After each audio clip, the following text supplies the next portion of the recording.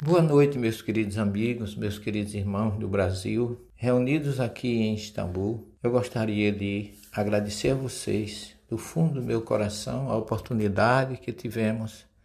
de, durante 15 dias, realizar todos os caminhos na Turquia, antiga Ásia Menor ou Anatólia, realizar durante esse período de 15 dias uma tarefa muito interessante, muito edificadora, que foi um passeio pelos caminhos de Paulo, João, Maria e demais sucessores de Jesus, numa era do primeiro século, chamado Era dos Mártires, ou era onde se iniciou o cristianismo primitivo. Nós sabemos que o cristianismo é a religião monoteísta com mais adeptos no planeta Terra. No início, ou seja, após a crucificação de Jesus e sua ressurreição, foi implantado em Jerusalém esse movimento que depois passou a se chamar de cristãos, que inicialmente era conhecido como Casa do Caminho, fundada essa instituição em Jerusalém por Pedro, Tiago, irmão de Jesus, e outros discípulos que ali iniciaram um movimento de amor, relembrando o que o Mestre fez, e depois, com o crescimento, com a adesão de muita gente a esse movimento, ele foi crescendo, mas os acontecimentos do movimento evoluiu e culminou com o que hoje se conhece com o nome de cristianismo primitivo. Alguns historiadores falam também que foi um movimento chamado de Era Apostólica. O cristianismo primitivo representa uma etapa da história deste movimento que durou na sua pureza, nos seus testemunhos maravilhosos, aproximadamente 3 séculos e meio, iniciado após a ressurreição de Jesus, em torno do ano 30 depois de Cristo, e terminado em 325, com a celebração do Concílio de Nicéia. No início, era conhecida como Comunidade do Caminho, como eu já falei, e era seu grupo, ou a sua instalação, aconteceu em Jerusalém. E tinha, dentre seus líderes, um dos mais atuantes, Tiago, o Justo, irmão de Jesus. Logicamente, e os outros apóstolos, Pedro, Filipe, Tiago Menor, João, Bartolomeu, Mateus e muitos outros que iniciaram esse movimento de dedicação e amor a Jesus. Os primeiros seguidores de Jesus eram judeus ou pagãos convertidos ao judaísmo, conhecido pelos historiadores com o nome de judeus cristãos. Alguns estudiosos falam que, tradicionalmente, o centurião Cornélio é considerado o primeiro gentio convertido. Saulo de Tarso, depois de sua conversão na estrada de Damasco, reivindicou o título de apóstolo dos gentios. Até o final do século I, o cristianismo começou a ser reconhecido interna e externamente como uma religião separada do judaísmo rabínico. Os primeiros cristãos, os primeiros sucessores do Cristo, tinham como regra de fé e prática os ensinamentos da Bíblia judaica. Não existia evangelho naquela época. Eles seguiam exatamente os ensinamentos de Moisés e relembravam a tarefa material, a tarefa de obras magníficas que foram realizadas por Jesus. Nos livros do Novo Testamento, nós temos hoje as cartas de Paulo, os 4 evangelhos e várias outras obras dos seguidores de Jesus, como as cartas de João, as cartas de Pedro, o Apocalipse de João, que fecha os 27 livros do Novo Testamento, que é conhecido hoje como Novo Testamento e que complementa junto com a primeira revelação, o Velho Testamento, aquilo que a gente conhece com o nome de Escrituras Sagradas. Ainda podemos destacar a Didaquê, um catecismo que era ensinado pelos apóstolos, que na época foi considerado como o único roteiro para os cristãos ou para os seguidores de Jesus do primeiro século. Depois é que surgiram as cartas de Paulo e os 4 evangelhos. A Didaquê, esse documento dos apóstolos, ele foi retirada do cânon do Novo Testamento e foi redescoberta em 1873 na Biblioteca de Constantinopla, aqui, atual Istambul, onde nós nos encontramos, e publicada 10 anos depois. Nós sabemos que quando a comunidade iniciou-se em Jerusalém, começaram a sofrer perseguições esporádicas, porque eles se recusavam a adorar os deuses romanos e homenagear o imperador como um ser divino. Por causa desse comportamento, os seguidores de Jesus tornaram-se vítimas de muitas tragédias, tendo muitos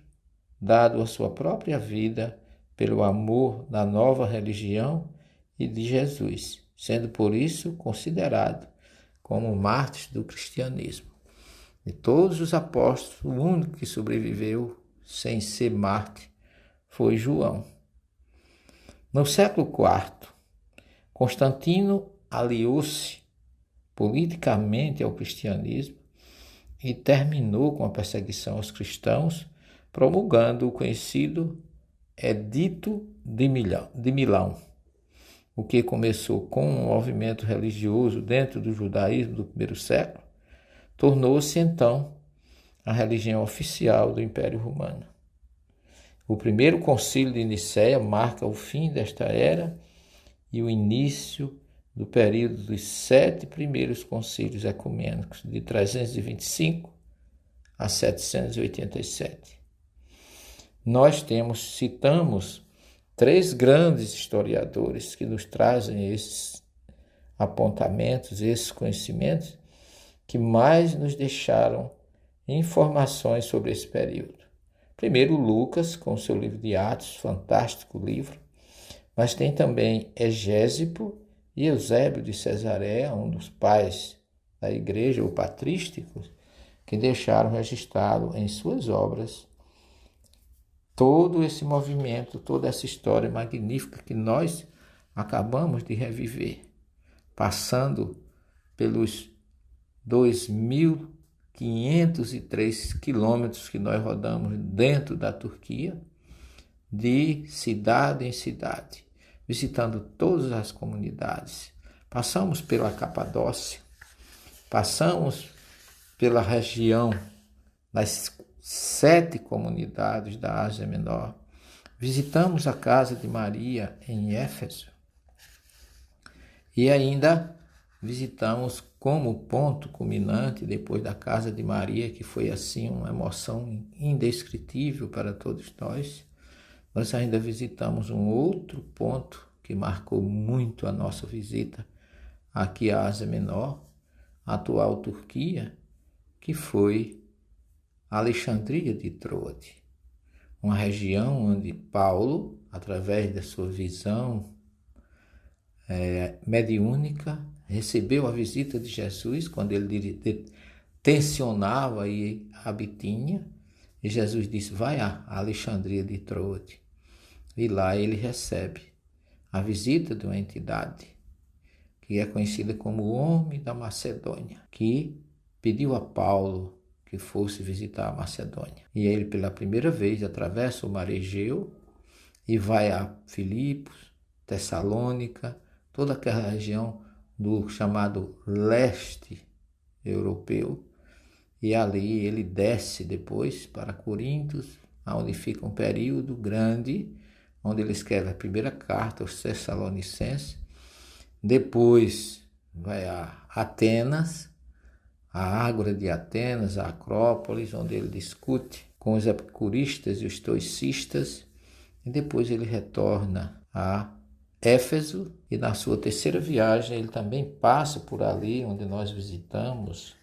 revivemos o episódio dos ourives, dirigido por Demétrios, e ali nós podemos ver o dinamismo de Paulo, que ficou 3 anos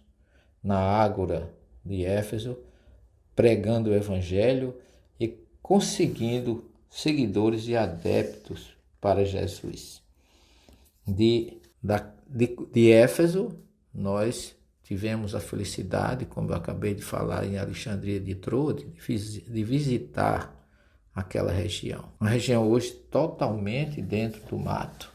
totalmente abandonada, mas ali foi uma das passagens depois da casa de Maria que mais nos sensibilizou. Ali nós relembramos o episódio da passagem de Paulo ali pregando na saída que ele, depois de ficar uma semana em Alexandria de Trode, a sua pregação se estendeu até a madrugada, e Eutico, que o acompanhava da janela, cochilou e caiu e foi dado como morto. Paulo ressuscita, e depois desse episódio ele volta chama os anciãos de Éfeso e vai a Mileto, onde ele ali, junto com os anciãos, ele se despede, choram juntos. Paulo deixa uma missão e um conteúdo magnífico para nosso estudo e nossa reflexão em torno da sua dedicação a Jesus. E é ali que Paulo declara para aquelas pessoas que ele viveu às suas custas, nunca dependeu de ninguém. Pelo contrário, ainda arranjou recursos para levar comunidades que estavam passando por dificuldade, deixando para nós uma lição de que seguir Jesus é realmente renunciar às coisas materiais e buscar e preparar as coisas espirituais. Por isso, nós estamos felizes de poder ter revisto, ter passado por todas essas regiões e revisado e aprendido com Paulo, João, tudo aquilo que eles fizeram de magníficos sentimentos a favor da mensagem do Cristo. Fica para todos nós a alegria de poder ter feito este estudo com vocês, brasileiros, aqui em Istambul conosco, agradecidos que somos a Jesus, a Deus, a Paulo e a todos aqueles que juntos conosco nos deram a alegria de reviver esses momentos tão importantes das viagens de Paulo, das atividades de João, do seu zelo por Maria, cumprindo a promessa e o pedido de Jesus, e agradecemos a Deus, a Jesus, a Ismael e a todos os nossos guias e protetores, ao Dr. Bezerra de Menezes, nosso mestre, e de todas as noites, às 22 horas, nos assiste nesse Evangelho libertador, que ele possa continuar iluminando as nossas vidas, iluminando o Brasil, a Turquia que nos recebeu e trabalhando pela paz deste planeta azul que Jesus tanto ama. Agradecemos a todos e retornamos ao Brasil, felizes e tranquilos, com a certeza de que cumprimos tudo o que foi possível para retirar o melhor de todos os testemunhos que assistimos, que revivemos e que vimos em todas as cidades visitadas por nós. Agradecemos a Deus e rogamos a todos vocês que mantenhamos nossas preces por este país, pátria do coração do mundo e pátria do Evangelho, que permaneça sempre como objetivo maior de todos nós servir a causa do Mestre Jesus. Até mais uma nova oportunidade de estudo aqui na Turquia, em Israel, aonde seja, na Itália, que nós possamos sempre estar dispostos de reviver os momentos do Cristo em nossa vida. Uma boa noite a todos, muita paz e até uma próxima oportunidade.